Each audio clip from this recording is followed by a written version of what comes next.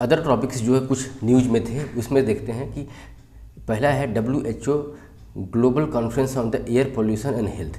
इससे संबंधित जो न्यूज़ है कि ये जो है WHO और कोलंबिया के साथ साथ जो है कुछ यूनाइटेड नेशन एजेंसी जैसे कि United Nation Environmental Programme, World Meteorological Organisation के द्वारा जो है इसको ऑर्गेनाइज किया गया था। ऑब्जेक्टिव क्या है कि accelerate action for the clean air, clean energy access and climate change mitigation से संबंधित जो है ये इसका ऑब्जेक्टिव है। इसमें हाईलाइट ये किया गया है कि एयर पोल्यूशन से होने वाली डिजीज हेल्थ पे जो बर्डन आता है, इम्पैक्ट आता है, उसको हमको 50% तक कम करना है। कब तक? 2040 तक। मतलब 2040 तक जो है हमको इन्वायरमेंटल पॉल्यूशन से होने वाले हेल्थ इम्पैक्ट को 50% तक रिड्यूस कर देना है। इंडिया में ऑलरेडी जो है इसके लिए जो है national clean air program run कर रहा है। तो ये हुआ conference on the air pollution and health. दूसरा क्या है? Smog eating technology. स्मोग क्या होते हैं? जैसे जो पॉल्यूटेंट्स होते हैं एयर पॉल्यूशन में, अगर नाइट्रस ऑक्साइड है, वोलेटाइल मैटर है, वोलेटाइल मैटर बोलते हैं, पर्टिकुलर मैटर चाहे वोलेटाइल मैटर, और साथ साथ जो है ग्राउंड लेवल पे जो ओजोन पाए जाते हैं, ये सनलाइट के प्रेजेंस में जो है नाइट्रस ऑक्साइड, वोलेटाइल मैटर्स और ओजोन सनलाइट के प्रेजेंस में रिएक्शन करके जो है ग्राउंड लेवल पे स्मोक का फॉर्मेशन करते हैं। इससे जो है मतलब जो है एक्सट्रीम एयर पॉल्यूशन होता है, विजिबिलिटी भी कम हो जाती है, सांस लेने में तकलीफ, और जो है लंग्स और लीवर को भी डैमेज करता है। तो इससे निपटने के लिए, स्मोक को हटाने के लिए जो है दिल्ली गवर्नमेंट ने ऑर्डर दिया है कि to study the use of smoke eating photo catalytic coating on the road. मतलब रोड पे जो है फोटो कैटालिस्टिक की कोटिंग की जाएगी, जिससे जो है नाइट्रस ऑक्साइड जो होते हैं उसको एक तरीके से जो है ब्रेक डाउन किया जाएगा, ताकि वो फर्दर जो है ये रिएक्शन करके स्मोक का फॉर्मेशन नहीं कर पाए। तो ये जो है ये जो मैकेनिज्म कैसे काम करता है, इसमें जो है फोटो कैटालिस्टिक एक्टिविटी में क्या किया जाएगा कि use of light energy to break down harmful pollutants and organic waste. तो जो हार्मफुल पॉल्यूटेंट्स है, ऑर्गेनिक वेस्ट हैं, उनको एक तरीके से ब्रेक डाउन कर दिया जाएगा ताकि वो फर्दर जो है रिएक्शन ना कर पाए। इसमें जो है मेन कैटालिस्ट का काम क्या करेगा? टाइटेनियम डाइऑक्साइड का यूज़ करेगा एज ए कैटालिस्ट, जो कि जो है अल्ट्रावायलेट रेडिएशन जो सूर्य से सनलाइट से आता है उसके साथ रिएक्ट करके जो है नाइट्रस ऑक्साइड को एक तरीके से डिकम्पोज करेगा। तो ये हुआ स्मोक ईटिंग टेक्नोलॉजी से संबंधित, जो कि दिल्ली गवर्नमेंट के द्वारा रन किया जाता है। और कहाँ पे किया जाता है? ये रोड पे कोटिंग की जाती है टाइटेनियम डाइऑक्साइड की। Global outlook council on the water. तो इसमें क्या है?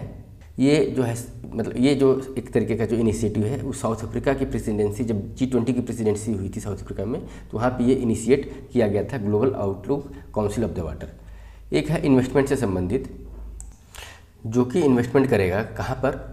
Serves as a high level platform to sustain political and financial momentum for the water investment world wide.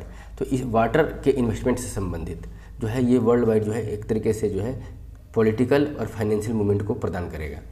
Core pillars क्या है? जैसे कि ग्लोबल वाटर पार्टनरशिप, ये जो है ग्लोबल प्लेटफॉर्म है, इसका कोर पिलर की global transformation agenda on water investments. जो ग्लोबल वाटर पार्टनरशिप है, ये multi stakeholder action plan है, ठीक है, और इंटर गवर्नमेंटल ऑर्गेनाइजेशन है, जो कि डेडिकेटेड है किसके लिए? Equitable, sustainable and efficient management of the water resources. तो वाटर रिसोर्सेज का जो है सस्टेनेबल, एफिशिएंटली और इक्विटेबल जो है मैनेजमेंट करने के लिए ग्लोबल वाटर पार्टनरशिप की स्थापना की गई थी। ये मल्टी स्टेक होल्डर बॉडी है। और जो ये संस्था है global water partnership transformation agenda aims to mobilise 15 billion of the water security. तो 50 बिलियन वाटर सिक्योरिटी के लिए जो है मोबिलाइज करना 2030 तक जो है इसका एजेंडा है। अगला टॉपिक है हमारा रिवर सिटीज़ अलायंस। तो ये जो अलायंस है ये जॉइंटली इनिशिएट किया गया है मिनिस्ट्री ऑफ जल शक्ति और ministry of housing and urban affair के द्वारा जो है 2021 में इसको लॉन्च किया गया था, रिवर सिटीज़ अलायंस। अभी कंटेक्स्ट क्या है कि national mission for the clean Ganga NMCG जो है वो 2025 action plan under the RCA for mainstream river sensitive urban planning India. तो national mission on clean Ganga जो है इसमें भी जो है मतलब रिवर सिटी अलायंस के अंतर्गत जो है एक्शन प्लान 2025 को जो है एक तरीके से अपने अर्बन प्लानिंग के तहत जो है इंक्लूड किया गया है। जो रिवर सिटी अलायंस है इसके तहत जो है 145 मेंबर सिटीज़ हैं, रिवर सिटीज़ इसको बोलते हैं, और कोई भी रिवर सिटी इसका जो है मेंबर, इस अलायंस का मेंबर हो सकता है। ऑब्जेक्टिव क्या है कि ये स्ट्रेंथन करना institutional capacities, inter city collaboration और अर्बन रिवर मैनेजमेंट प्लान को जो है एक तरीके का सपोर्ट प्रदान करना इस रिवर सिटी अलायंस का बेसिक पर्पज है। जो अर्बन रिवर मैनेजमेंट प्लान है उसके तरफ first of its kind approach launched in 2020 by national institution of urban affair and NMCG। तो 2020 में जो है अर्बन रिवर मैनेजमेंट प्लान को जो है national institution of urban affair और national mission of clean Ganga के द्वारा जो है इसे लॉन्च किया गया था। 5 शहर जो रिवर सिटी जिसको बोलते हैं वो अर्बन रिवर मैनेजमेंट जो प्लानिंग है उसके तहत इंक्लूड किए गए। उसमें कानपुर, अयोध्या, छत्रपति संभाजी नगर, मुरादाबाद, बरेली हैं। और छत्रपति संभाजी नगर का एक जो प्रोजेक्ट है खाम रिवर रिस्टोरेशन मिशन जो है उसको ग्लोबली रिकॉग्नाइज किया गया है किसके द्वारा, तो world resource institutions Ross centre prize for the cities, इसके द्वारा इसके जो प्रोजेक्ट जो है खाम रिवर रिस्टोरेशन के प्रोजेक्ट को जो है वो रिकॉग्नाइज किया गया है। नेक्स्ट टॉपिक है हमारा डंपिंग रिमेडियन एक्सेलरेशन प्रोग्राम से संबंधित। कंटेस्ट क्या है कि स्वच्छ भारत मिशन अर्बन के तहत जो है इसे लॉन्च किया गया है। ये एक लॉन्ग ईयर प्रोग्राम है जिसमें टारगेट रखा गया है कि स्वच्छ भारत मिशन अर्बन 2.0 के तहत जो है अचीव करना है कि zero dump site by the September 2026, मतलब सितंबर 2026 तक जो है जो डंपिंग साइट्स होते हैं जहां वेस्ट मटेरियल को डंप किया जाता है उसको जीरो कर देना है। 2021 में इसे लॉन्च किया गया था to achieve garbage free status of all cities, मतलब सिटीज़ में जो डंपिंग यार्ड्स होते हैं गार्बेज होते हैं तो उस गार्बेज को जो है पूरा क्लीन करना है, डिस्पोज करना है और शहर को गार्बेज फ्री स्टेटस जो है डिक्लेयर करना है। It also aims to remediation of all legacy dump site. Legacy dump sites in मतलब कि जो 10 साल 20 साल 50 साल पुराने जो डंपिंग यार्ड्स वगैरह हैं और आज तक वो पड़े हुए हैं तो उसका जो है सॉल्यूशन निकालना है और साथ साथ जो है उनको जो है कन्वर्ट करना है किसमें, ग्रीन जोन में। जो एग्जिस्टिंग जो है लीगेसी डंपिंग साइट्स थे उनको ग्रीन जोन में कन्वर्ट करना है अर्बन अंडर दी स्वच्छ भारत मिशन अर्बन 2.0। इस डंपिंग रिमेडियन एक्सेलरेशन प्रोग्राम का जो प्रायोरिटी है कि 8.8 करोड़ मिलियन मेट्रिक टन जो है गार्बेज जो है उसको एक तरीके से समाप्त करना, ठीक है, जो कि ओल्ड एज जो है म्यूनिसिपल सॉलिड वेस्ट होते हैं उसको लेगेसी वेस्ट बोलते हैं। इन लैंडफिल्स और dumping sites mix of partially और completely decomposed biodegradable waste, plastic waste जो भी डंपिंग्स हैं उसको डिस्पोज करना है। और एस्टिमेट किया जा रहा है कि 8.8 करोड़ मेट्रिक टन जो है गार्बेज जो है इकट्ठा है एज ए लेगेसी वेस्ट, उसको जो है डिस्पोज करना है। इसमें मेन मिनिस्ट्री इन्वॉल्व है, ministry of housing and urban affair. और एलिजिबिलिटी क्या है कि सभी स्टेट्स यूनियन टेरिटरी है ongoing legacy waste project with priority to sites containing 45,000 metric tonne of legacy waste, मतलब सभी स्टेट और यूनियन टेरिटरी जिसके पास 45,000 मेट्रिक टन से ज़्यादा का अगर वेस्ट इकट्ठा है तो जो है उसकी कैटेगरी में आ जाते हैं। No minimum thresholds for the eligibility of the UTs और north eastern states. Union territory और नॉर्थ ईस्टर्न स्टेट्स के लिए जो है ये जो minimum 45,000 metric ton legacy waste का जो क्राइटेरिया है वो लागू नहीं होता है। तो डंपिंग मैनेजमेंट से संबंधित कुछ जो है डिटेल्स देखते हैं कि जो डंपिंग जो एरिया होता है, गार्बेज एरिया जो होता है वो जो है major emission of the primary concern होता है। वहाँ से जो है मतलब बहुत सारी जो है गैसेस निकलती हैं क्योंकि वहाँ एनरोबिक कंडीशन होता है, मतलब जो है बिना ऑक्सीजन के कंडीशन में होने से जो रिएक्शन होता है उससे कार्बन डाइऑक्साइड और मीथेन के मिक्स गैस निकलते हैं और दोनों जो है हाईली ग्रीन हाउस गैस, मतलब क्लाइमेट चेंज को प्रभावित करने वाली ग्रीन हाउस गैसेस ये मीथेन और कार्बन डाइऑक्साइड है। तो ये जो है मेजर सोर्स होते हैं जो डंपिंग यार्ड्स होते हैं। तो जो डंपिंग साइट्स पे जो ये मैनेज करना है वेस्ट्स को वो किस तरीके से जो है किस टेक्नोलॉजीज़ का यूज़ करके उसको डंप को जो है एक तरीके से डिग्रेड किया जाएगा। तो पहला है बायो कैपिंग। ये जो है transforming dumping from the wasteland to the natural environment like park. तो एक बायो कैपिंग के माध्यम से जो है डंपिंग यार्ड को पार्क में कन्वर्ट किया जाएगा। और दूसरा है बायो माइनिंग। इसमें क्या किया जाएगा कि माइक्रो ऑर्गेनिज्म का यूज किया जाएगा to extract material of economic interest. तो जो डंपिंग यार्ड्स जो वेस्ट मटेरियल जो है लेगेसी वेस्ट जो म्यूनिसिपल हैं वेस्ट्स हैं उसमें से जो है बायो माइनिंग के तहत जो है कुछ जो है यूजफुल मटेरियल जो है जो इकोनॉमिक इंटरेस्ट जिसका है उसको जो है एक्सट्रैक्ट करने का प्रोसेस है बायो माइनिंग। नेक्स्ट टॉपिक है अपना national level pollution response exercise, NATPOLREX जिसको बोलते हैं। तो इंडियन कोस्ट गार्ड के द्वारा जो है इसका 10th एडिशन जो है कंडक्ट किया गया था। क्या नाम है, national level pollution response exercise. ये दो साल में एक बार होने वाला फ्लेक्सिक एक्सरसाइज है जिसका एम है to evaluate and enhance India's national preparedness to respond marine oil spill incidents. जो मेरीन ऑयल स्पिल्स होते हैं जैसे कि बड़े बड़े कंटेनर कार्गो जो ऑयल वगैरह क्रूड ऑयल वगैरह लेके चलते हैं, किसी न किसी रीजन से अगर ऑयल स्पिल हो जाता है तो उस ऑयल स्पिल से एक तरीके से मतलब फाइट करने के लिए चाहे उसको किस तरीके से जो है उसका सॉल्यूशन निकाला जाए उसके से संबंधित जो है national level pollution response exercise Indian coast guard के द्वारा किया गया। और ये जो है 10 इसका 10th एडिशन हुआ है हाल फिलहाल में। कुछ जो की कंसेप्ट जो है पॉल्यूशन से लेकर के उसको हम देख लेते हैं।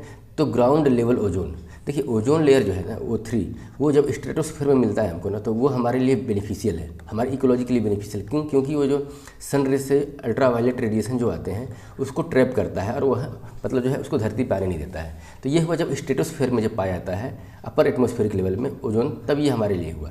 लेकिन जब वही ग्राउंड लेवल पर पाया जाता है ओजोन, तो वो जो है एक तरीके से जो है क्लाइमेट चेंज के लिए ग्रीन हाउस गैस का कारक बनता है। दूसरा जो है स्मॉग वगैरह फॉर्मेशन में भी जो है इसका यूज है, जो कि जो है जो लोकल इन्वायरमेंट के लिए जो है बहुत ही ज़्यादा हार्मफुल है।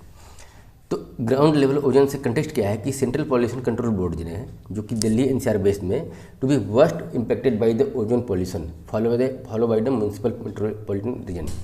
मतलब जो है दिल्ली नेशनल कैपिटल रीजन जो है ग्राउंड लेवल ओजोन के पॉल्यूशन से ज़्यादा प्रभावित है, और सेकंड नंबर पर जो है मुंबई मेट्रोपॉलिटन सिटीज़ है।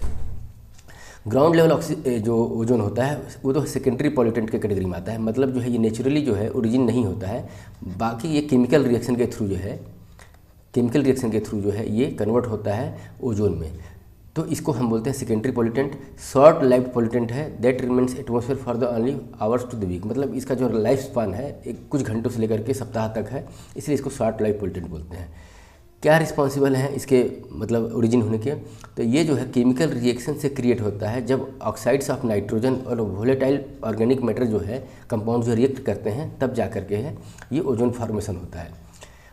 एंथ्रोपोजेनिक रिसोर्स क्या है, मानव निर्मित रिसोर्स क्या है? ट्रांसपोर्टेशन, पावर प्लांट से निकलने वाले स्मोक, रेसिडेंशियल एग्रीकल्चर एक्टिविटी से जो वेस्ट जनरेट होते हैं उससे जो है एक ओजोन के ये सोर्स हो जाते हैं। और नेचुरल सोर्स क्या है कि सॉइल बेस्ड एमिशन जो होता है नाइट्रस ऑक्साइड का, नाइट्रोजन बेस्ड ऑक्साइड्स का, वाइल्ड फायर के चलते जो कार्बन मोनोऑक्साइड और बायोस्फीयर मीथेन जो एमिशन होते हैं ये रिएक्ट करके जो है ओजोन 3 बनाते हैं।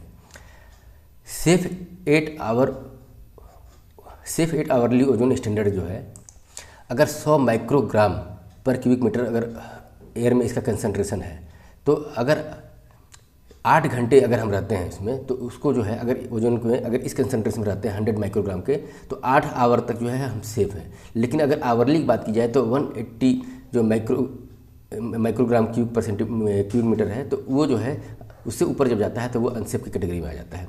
तो 8 घंटे 100 माइक्रोग्राम इसका अपर लिमिट है, 1 घंटे के लिए 180 माइक्रोग्राम जो है इसका अपर लिमिट है।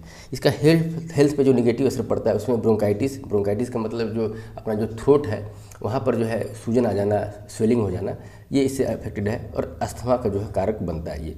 क्लाइमेट में major component of the smoke जो फॉर्मेशन होता है उसका सबसे मेन कंपोनेंट होता है ओजोन, ग्राउंड लेवल ओजोन, और एग्रीकल्चर और इकोसिस्टम इम्पैक्ट जो ज़्यादा ये करता है। तो ये हुआ ग्राउंड लेवल पे जो ओजोन पाया जाता है उसके लिए। सेकेंडरी पॉल्यूटेंट से संबंधित क्या है, जैसा कि हमने डिस्कशन किया कि एक तो जो प्राइमरी पॉल्यूटेंट होते हैं जो ओरिजिनली जो है नुकसान पहुंचाते हैं और क्रिएट किए जाते हैं नेचुरली जो है। सेकेंडरी जो है जो प्राइमरी पॉल्यूटेंट्स के रिएक्शन के बाद से, केमिकल रिएक्शन के बाद से जो जनरेट होते हैं उनको हम सेकेंडरी पॉल्यूटेंट्स बोलते हैं। कंटेक्स्ट क्या है कि study by the centre of research and energy and clean energy CREA के द्वारा पाया गया है कि secondary pollutants accounts for the nearly 1/3 of India's particulate matter 2.5 pollution. मतलब जो है PM 2.5 का जो पॉल्यूशन है उसमें 1/3 जो है कंस्टिट्यूएंट्स क्या है वो सेकेंडरी पॉल्यूटेंट्स है। सेकेंडरी पॉल्यूटेंट्स क्या है, formed in the atmosphere due to the chemical और physical interaction between primary pollutants themselves. मतलब कुछ केवल प्राइमरी पॉल्यूटेंट्स आपस में मिल करके भी सेकेंडरी पॉल्यूटेंट्स का निर्माण करते हैं, या प्राइमरी पॉल्यूटेंट्स के साथ साथ कुछ अदर केमिकल जो है रिएजेंट जो है वो रिएक्ट करके जो है एटमॉस्फेरिक कंडेंसन में सेकेंडरी पॉल्यूटेंट्स का निर्माण करते हैं। सोर्स क्या है, एक तो इसका जो है सेकेंडरी पॉल्यूटेंट्स के निर्माण का सोर्स है, एक तो प्राइमरी पॉल्यूटेंट्स, सनलाइट और एटमॉस्फेरिक कंडीशन, 3 चीज़ें जब मिलकर होती हैं तो सेकेंडरी पॉल्यूटेंट्स जो है क्रिएट होते हैं। सेकेंडरी पॉल्यूटेंट्स के एग्जांपल में देखेंगे तो ओजोन है, सल्फ्यूरिक एसिड है, नाइट्रिक एसिड है। तो ये हुआ सेकेंडरी पॉल्यूटेंट्स से संबंधित हमारा न्यूज। नेक्स्ट टॉपिक है हमारा टॉक्सिक हेवी मेटल से संबंधित।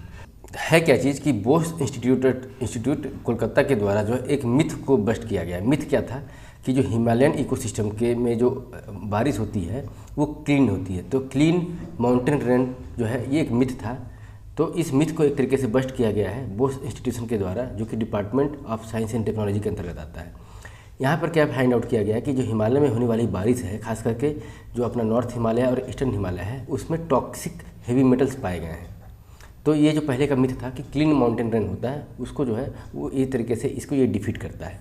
तो ये हेवी मेटल्स और हेवी मेटल्स पॉल्यूशन क्या है? तो हेवी मेटल्स वे मेटल्स हैं जिसका एटॉमिक वेट 63.5 से 200.6 के बीच में होता है, उसको हम हेवी मेटल्स बोलते हैं। डेंसिटी इसकी होती है 4000 kg पर क्यूबिक मीटर से ज़्यादा। एग्जाम्पल के लिए देखा जाए तो इसमें मेटल्स के कैटेगरी में zinc, copper, cadmium, cobalt, arsenic, lead, chromium ये सब आएंगे। इसमें 50 से ज़्यादा एलिमेंट है पीरियोडिक टेबल पर अगर हम देखेंगे तो which is about 17 extremely lethal, और उसमें जो है जो 50 से ज़्यादा जो हेवी मेटल्स है उसमें 17 ऐसे हैं जो कि बहुत ही एक्सट्रीमली लीथल है, मतलब डेडली हैं वो सब। हेवी मेटल्स और मेटलॉइड्स, मेटलॉइड्स क्या होता है कि जो मेटल और नॉन मेटल दोनों का कैरेक्टरिस्टिक्स होता है जिस एलिमेंट में, उसको मेटलॉइड्स बोलते हैं। तो हेवी मेटल्स एंड मेटलॉइड्स जो होते हैं वो नॉन बायोडिग्रेडेबल होते हैं और accumulate over A decadal time scale on the soil. एक तरीके से जो है बहुत लंबे समय से धीरे धीरे जो है एक्यूमुलेट होते हैं और बायोडिग्रेडेबल नहीं होते हैं। ऑक्यूरेंस कहाँ पे होता है? ये नेचुरली जो है ना अर्थ के क्रस्ट में पाए जाते हैं। और पॉल्यूशन का जो सोर्स है, जैसे जो बेडरॉक, जो सॉइल माउंटेन वगैरह से जो इरोजन होकर के बनता है, तो वो उस सॉइल में जो है वो ये पाए जाते हैं। फिर एटमॉस्फेरिक ट्रांसपोर्टेशन, जैसे कि वोल्केनिक इरप्शन वगैरह होता है, विंड इरोजन होता है, तो उसके थ्रू इनका ट्रांसपोर्टेशन होता है। मेटल बेस्ड जो इंडस्ट्रीज हैं, जैसे कि आयरन, एल्युमिनियम और कॉपर बेस्ड जो इंडस्ट्री हैं, उसमें जैसे स्मेल्टिंग होता है, माइनिंग होता है, फाउंड्रीज होती हैं। तो ये सब चीज़ों से जो है मेटल की लीचिंग होती है, उसके द्वारा जो है मेटल जो है एक तरीके से मेटल के पॉल्यूशन के सोर्स के रूप में निकल करके आते हैं। एग्रीकल्चर एक्टिविटी के रूप में इरिगेशन, फास्फोरस फर्टिलाइजर के रूप में जो है अगर इन सब चीज़ों का यूटिलाइजेशन करने से एग्रीकल्चर भी एक सोर्स हो जाता है हेवी मेटल्स के पॉल्यूशन से संबंधित। हाउस होल्ड कंजम्पशन की बात की जाए तो उसमें जैसे हम पेंट यूज करते हैं, बैटरीज यूज करते हैं, तो ये भी जो है हेवी मेटल्स के एक तरीके के सोर्स हैं। तो ये हेवी मेटल्स जो है टॉक्सिक होते हैं। इनका जो इम्पैक्ट होता है, जैसे कि देखा जाए कैडमियम, इसका जो इम्पैक्ट है ह्यूमन पे, ये मतलब कैंसर को फैलाने में ये कैडमियम जो है हाईली पोटेंशियल होता है। किडनी और बोन को डैमेज करता है, लंग कैंसर का भी कारक बनता है कैडमियम। लीड जो है developmental and neuro behavioural effect on the foetus, मतलब जो है कोई बच्चा जो है पेट में है, अगर डेवलपिंग स्टेज में है, तो उस समय अगर लीड पॉइजनिंग हो जाए तो डेवलपमेंटल और न्यूरो बिहेवियरल जो है वो चीज़ों को अफेक्ट करता है। आर्सेनिक जो है ये हाईली टॉक्सिक है और इनऑर्गेनिक फॉर्म में जो हाईली टॉक्सिक है। लॉन्ग टर्म में एक्सपोजर, अगर लॉन्ग टर्म तक अगर इसके में एक्सपोजर किया जाए तो इम्पैक्ट कॉग्निटिव डेवलपमेंट, जो कॉग्निटिव डेवलपमेंट मतलब सोच समझने की क्षमता, मतलब कोई चीज़ सीखने, समझने, बोलने की जो कैपेबिलिटी होती है, कॉग्निटिव हमारा जो डेवलपमेंट है उसको अफेक्ट करता है। कैंसर का कारक बनता है, स्किन लीजन, कार्डियोवैस्कुलर डिजीज और डायबिटीज़ के भी कारण आर्सेनिक के पॉल्यूशन से होता है। तो ये हुआ हमारा टॉक्सिक हेवी मेटल से संबंधित डिस्कशन।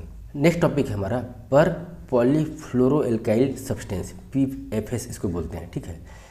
ये क्या है कि इसको हम बोलते हैं फॉरएवर केमिकल, मतलब इसका जो है डिग्रेडेशन जो है लगभग इम्पॉसिबल होता है। जिस रूप में अगर इसका फॉर्मेशन हो गया तो उसमें जो है चाहे सर्दी, गर्मी, बरसात, चाहे कोई भी केमिकल रिएक्शन हो, किसी भी स्टेज में छोड़ दिया जाए, ज़मीन में, पानी में, एयर में, तो वो एज इट इज रहता है, डिग्रेड नहीं होता है। ये जो है इसके बारे में अगर देखा जाए तो ये जो है chemical having carbon fluorine bond, तो ये जो है PFS जो बोलते हैं, ये कार्बन और फ्लोरीन के बॉन्ड से बना है। और ये जो बॉन्ड जो कि one of the strongest bond है, तो ये बॉन्ड जल्दी टूटता नहीं है, इसके चलते ये very strong and do not degrade easily, इसके चलते है ये जो है डिग्रेड नहीं होता है। ये जो है can resist grease, oil, water and heat जो है रेजिस्ट कर सकता है। एग्जांपल के लिए देखा जाए इसमें जैसे हम टेफ्लॉन यूज़ करते हैं, टेफ्लॉन की कोटिंग होती है नॉन स्टिकी कुकवेयर वगैरह जो होते हैं, कढ़ाई वगैरह में, तो वहाँ पे ये यूज होता है। Application cookware, food packaging, food processing equipment, fabrics, paints, foams वहाँ पे यूज होते हैं। ये क्या है परसिस्टेंटली इन्वायरमेंट में रहते हैं, इसलिए इसको बोलते हैं forever chemicals. Contaminating air, water, soil and bio accumulation in the human animal, मतलब इसके मतलब नॉन डिग्रेडेशन से क्या होता है कि ये बायो एक्यूमुलेशन का भी कार्य मतलब करते हैं, जो कि एक निगेटिवली है, जो कि फूड चेन में जो है एक मतलब ट्रॉफिक लेवल से दूसरे ट्रॉफिक लेवल, तीसरे ट्रॉफिक लेवल ये ट्रांसफ़र होते जाता है और कंसंट्रेशन जो है इसका बढ़ते जाता है। तो ये bioaccumulation as a harmful activity में भी पार्टिसिपेट करते हैं। कंटेक्स्ट क्या था हमारे इस डिस्कशन का कि जो रिसर्चर्स हैं ना, उन्होंने डिस्कवर किया है 20 ऐसे बैक्टीरिया की स्पीसीज़ जो कि कैपेबल हैं इस PFS जो कि पर पॉलीफ्लोरोएल्कालाइन सब्सटेंस को जो है डिग्रेड करने में, उसको ब्रेक डाउन करने में कैपेबल है, तो इसलिए जो है ये अभी न्यूज में है। नेक्स्ट पॉइंट है हमारा डिस्कशन का ग्रीन फायर क्रैकर्स। कंटेक्स्ट क्या है कि easy temporary the blanket ban on the fire crackers. In Delhi NCR region. देखिए दिल्ली एनसीआर रीजन में जो है विंटर जब स्टार्ट होता है तो पॉल्यूशन बहुत एक बैग सडनली जो है बढ़ जाता है, और उसी समय जो है हमारा दीपावली फेस्टिवल जो चालू हो जाता है। दीपावली फेस्टिवल जो है फायर क्रैकर से एसोसिएटेड है, तो वहाँ पे जो सेवियर पॉल्यूशन कंडीशन हो जाता है उसके चलते सुप्रीम कोर्ट ने जो है ना पहले जो है ब्लैंकेट जो है बैन लगाया था, मतलब टोटली जो है फायर क्रैकर्स पे बैन लगा दिया था। अब जो है बहुत सिविल सोसाइटीज़, एनजीओज़ और जो मतलब जो फेस्टिवल वगैरह को जो सेलिब्रेट करने वाली कम्युनिटीज़ हैं हिंदू जो है, तो उन्होंने डिमांड किया था कि कुछ ऐसा विकल्प निकले जिससे कि जो है वो फेस्टिवल को सेलिब्रेट कर पाए। तो अब जो है ग्रीन फायर क्रैकर्स के रूप में एक कंसेप्ट आया है, और सुप्रीम कोर्ट ने जो है अलाउ किया है कि गवर्नमेंट अप्रूव्ड ग्रीन क्रैकर जो है, जो कि हार्मफुल केमिकल और एयर पॉल से जो है में कम हो, तो उनको जो है यूज किया जा सकता है एज ए मतलब fire crackers in Delhi and NCR में। ये फायर क्रैकर्स क्या होते हैं, इनका कंपोजिशन देखा जाए, देखिए ग्रीन फायर क्रैकर्स जो होते हैं ना, अगर इसको हम ऐसे समझें तो इसका मतलब ये नहीं कि इनसे स्मोक नहीं निकलेगा, कि पॉल्यूशन नहीं होगा, लेकिन जो कंपेयर करेंगे जो कन्वेंशनल फायर क्रैकर्स है उसके कंपैरिजन में जो है इससे कम स्मोक भी निकलेगा, और हार्मफुल, इसके अलावा जो हार्मफुल जो है कुछ वाटर गैसेस स्मोक्स वगैरह जो निकलते हैं वो उतने हार्मफुल नहीं होंगे। कंपोजिशन क्या होता है fire crackers, green fire crackers का, कि ये लो थर्मिट अमाउंट होता है, मिनिमम यूजेज ऑफ एल्युमिनियम होता है, ठीक है। तो थर्मिट अमाउंट में जैसे पोटेशियम नाइट्रेट, सल्फर जो है ये सब कम होता है, तो ये जो है जब हम जब क्रैकर्स को जब बर्न करते हैं तो पोटेशियम नाइट्रेट और सल्फर टाइप के एमिशन कम होता है। एल्युमिनियम का भी यूज इसमें कम होता है। Does not contain barium substance use नहीं किया जाता है, use in firecrackers to add green colour, तो बेरियम सब्सटेंस यूज इसमें नहीं किया जाता है, ठीक है। पोटेशियम नाइट्राइट का यूज किया जाता है इसमें एज ए ऑक्सीडेंट। बेनिफिट क्या है कि अप टू जो 30% एमिशन का रिडक्शन होता है पर्टिकुलर मैटर में अगर हम ग्रीन फायर क्रैकर्स यूज करेंगे compare then conventional firecrackers के। और इसका आइडेंटिफिकेशन कैसे किया जाएगा, तो इसमें CSIR द्वारा और नीरी ये दोनों जो है मिल करके एक डेवलप किया गया है एक लोगो, उस लोगो से इसकी आइडेंटिफाई जाए। नीरी जो इंस्टीट्यूशन है वो नागपुर बेस्ड है, और ये जो साइंटिफिक हमारा जो रिसर्च सेंटर है CSIR, तो इसके द्वारा जो है इसका लोगो तैयार किया गया है। इसको फर्स्ट इंट्रोड्यूस किया गया था Arjun Gopal versus union of India 2018 के जजमेंट के बाद जो है the band conventional fire crackers जो है, जो प्रीवियस जो कन्वेंशनल फायर क्रैकर्स को बैन करने के बाद जो है इसको इंट्रोड्यूस किया गया है। जो फायर क्रैकर्स जो है 3 टाइप का है। देखिए प्रीलिम्स में जैसे आता है कि श्वास, सफल और स्टार, ये 3 जो मतलब जो है वर्ड जो है वो न्यूज में है, ये किसी से एसोसिएटेड है। मान लीजिए इस टाइप के क्वेश्चंस आते हैं कि श्वास, सफल और स्टार, ये 3 चीज़ें जो है किस चीज़ से एसोसिएटेड है, तो ये 3 चीज़ें ग्रीन फायर क्रैकर से एसोसिएटेड है। श्वास क्या है, सेफ वाटर एंड एयर रिलीजर, तो मतलब इससे जो है ग्रीन क्रैकर्स का हम अगर जो है मतलब यूज करेंगे तो इससे क्या है कि वेरी फाइन वाटर ड्रॉपलेट्स जो है मतलब एमिट होगा, जो कि इजीली जो है एब्जॉर्ब किया जा सकता है, मतलब लेस देन हार्मफुल रहेगा कंपेयर मतलब कन्वेंशनल के। फिर सफल क्या है, सेफ मिनिमल एल्युमिनियम, तो इसमें जो है content safe amount of aluminium and are quieter, मतलब एक तो शांति के साथ जो है इसका विस्फोट होगा जो ग्रीन क्रैकर्स है, और सेफ लेवल का एल्युमिनियम इसमें कंटेंट है। स्टार की बात की जाए तो सेफ थर्माइट क्रैकर्स, तो ये जो है फायर क्रैकर्स जो है वो free from the potassium nitrates, मतलब पोटेशियम नाइट्रेट्स नहीं रहेंगे, एंड सल्फर भी जो है बहुत कम मात्रा में रहेगा, जिससे जो है मिनिमम स्मोक निकलेगा। तो ये हुआ ग्रीन फायर क्रैकर से हमारा जो है जो न्यूज़ है उसका डिस्कशन। नेक्स्ट टॉपिक है हमारा फ्लू गैस डिसल्फराइजेशन। देखो ये डिसल्फराइजेशन जो प्रोसेस है ना, जैसे क्या है कि कोई इंडस्ट्री है, जैसे पावर प्लांट है, आयरन एंड स्टील इंडस्ट्री है, सीमेंट इंडस्ट्री है, तो जैसे ये कोल बेस्ड होती हैं, ठीक है। तो जब कोल की बर्निंग होती है और बर्निंग के बाद जो फ्लू गैस निकलती है, जो चिमनी से गैसेस निकलती हैं, उसको हम बोलते हैं फ्लू गैस। तो ये फ्लू गैस में जो है ना SO2 गैस भी होती है, सल्फर डाइऑक्साइड गैस होती है। तो ये सल्फर डाइऑक्साइड गैस को रिमूव करने के लिए, मतलब इस फ्लू गैस को सल्फर डाइऑक्साइड से फ्री करने के लिए जो है जो प्रोसेस यूज किया जाता है उसको बोलते हैं डिसल्फराइजेशन प्रोसेस। तो एक मैंडेट आया था कि जितने भी जो है मतलब जो ये इंडस्ट्रीज़ हैं इसमें जो है फ्लू गैस डिसल्फराइजेशन होना चाहिए, मतलब इस चिमनी में फ्लू गैस निकलने से पहले जो है सल्फर का ट्रीटमेंट होना चाहिए उस फ्लू गैस का। लेकिन अब क्या है कि एक study commission by the office of the principal scientific adviser के द्वारा रिकमेंड किया गया है कि 2015 में जो एक पॉलिसी आई थी जिसमें मैंडेट किया गया था कि जितने भी कोल बेस्ड जो प्लांट हैं, कोल फायर्ड बेस्ड प्लांट हैं, उनको अपने फ्लू गैस डिसल्फराइजेशन प्रोसेस को अडॉप्ट करना है। लेकिन अब जो है इसको जो है मतलब जो है रोल बैक कर लिया गया है। इसके जगह पे क्या बोला गया है कि अब जो है फ्लू गैस डिसल्फ्राइजेशन वहीं पे लागू होगा जहाँ पे हम जो है इंपोर्टेड कोल का यूज़ करते हैं। इंपोर्टेड कोल मतलब फॉरेन से अगर कोल मंगा करके अगर हम इंडस्ट्री में यूज़ करते हैं तो वैसे कोल का ट्रीटमेंट हमको करना पड़ेगा, पहला कंडीशन। और दूसरा, अगर किसी कोल में सल्फ़र की वैल्यू अगर 0.5% से ज़्यादा है तो फिर वहाँ पर जो है फ्लू गैस डिसल्फ्राइजेशन प्रोसेस अडॉप्ट करना पड़ेगा। ये फ्लू गैस डिसल्फ्राइजेशन क्या है कि ये रिमूवल ऑफ SO2 है जो एग्जॉस्ट गैस हो जाते हैं। इसके लिए क्या होता है कि एक स्क्रबिंग टेक्नोलॉजी होता है, जैसे वेट स्क्रबर होते हैं और स्क्रू कन्वेयर्स वगैरह होते हैं। इसमें जो है मतलब जो है एल्कलाइन रिएजेंट डाल करके जो है, जैसे कि उदाहरण के लिए सोडियम और कैल्शियम बेस्ड एल्कलाइन डाल करके रिएजेंट डालकर रिएक्शन करके हम SO2 को रिमूव करते हैं। Types of flue gas desulphurisation system क्या है? एक तो dry sorbent injection, wet limestone based और सी वाटर बेस्ड जो है, ये इसके टेक्निक हैं जिसके चलते जो है हम इसको जिसके तरीके से हम फ्लू गैस डिसल्फ्राइजेशन। अगला टॉपिक है हमारा ताज ट्रेपेजियम जोन से संबंधित। जो ताज ट्रेपेजियम है ना, तो ट्रेपेजियम का एक जो है शेप ये इस टाइप का होता है, ठीक है, ये इस टाइप का शेप होता है। तो जो ताज ट्रेपेजियम है ये एक तरीके से एरिया बेस्ड अप्रोच है। इसमें जो है 10,400 स्क्वायर किलोमीटर का एरिया जो है ट्रेपेजियम शेप में कवर्ड है, जिसके अंतर्गत ताजमहल, आगरा फोर्ट और फतेहपुर सिकरी है। ये यूपी और राजस्थान में स्प्रेड है ताज ट्रेपेजियम, ठीक है। तो इससे संबंधित न्यूज़ क्या है कि सुप्रीम कोर्ट ने डायरेक्शन के हिसाब से नीरी जो है national environmental and engineering research institution, जो कि इसका हेडक्वार्टर नागपुर में है, to assess the impact of neighbouring glass industries on the Taj Mahal. तो ये जो ताज ट्रेपेजियम जोन है और ताजमहल के आसपास के जो नाइबरिंग जो क्षेत्र हैं उसमें ग्लास इंडस्ट्रीज़ है।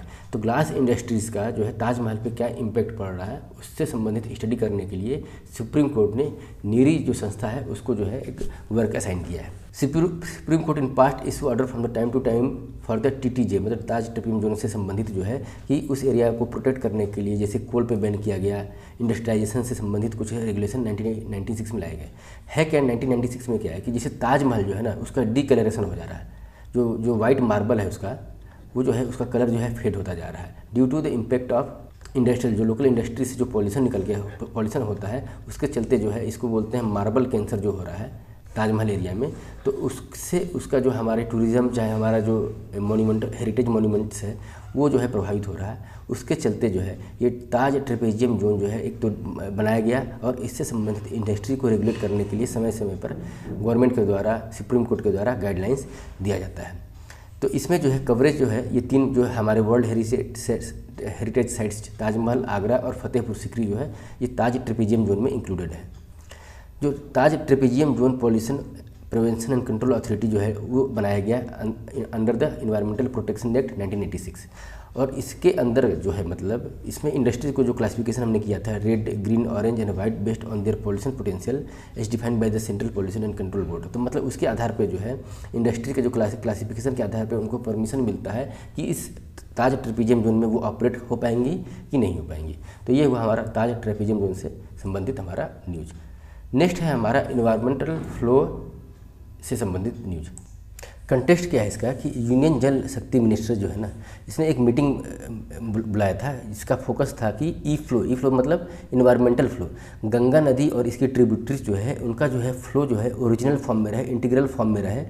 फ्रेश वाटर जो है वो फ्रेश वाटर सस्टेनेबल वाटर जो है जो आसपास की इकोलॉजी है उसको मेंटेन करते हुए मिले, इससे संबंधित जो है मीटिंग कॉल गया था। तो ये क्या है जो ई फ्लो, इसको हम बोलेंगे कि quantity, timing and quality of water flow required to sustain freshwater ecosystem and livelihood that depends upon them. मतलब जो है जो फ्रेश वाटर गंगा नदी का है वो ओरिजिनलिटी फॉर्म में रहे, क्वांटिटी, टाइमिंग, क्वालिटी ये ऐसा मेंटेन रहे कि उसकी इकोलॉजी जो है वो फ्रेश वाटर की तरह मेंटेन रहे और जो डिपेंडेंट पॉपुलेशन है वहाँ पे आसपास जो है उनको भी जो है उसका नुकसान ना हो। बेनिफिट क्या है इसका, अगर हम इस इन्वायरमेंटली फ्लो जो है ई फ्लो को अगर मेंटेन कर लेते हैं गंगा और इसकी ट्रिब्यूटरीज को, तो ये जो है maintain ecological integrity of the river and their estuaries. तो इससे जो है रिवर की इंटीग्रिटी भी मेंटेन रहेगी और जो एस्चुरीज इससे एसोसिएटेड जो है, एस्चुरीज मतलब जो सी माउथ वगैरह पे जो है, सी माउथ जो होता है जहाँ पे रिवर और सी का जो है एक तरीके से जो मतलब जो है मीटिंग पॉइंट होता है उसको हम एस्चुरीज बोलते हैं। तो वहाँ पर भी इकोलॉजिकली जो है इंटीग्रिटी वो मेंटेन रहेगी।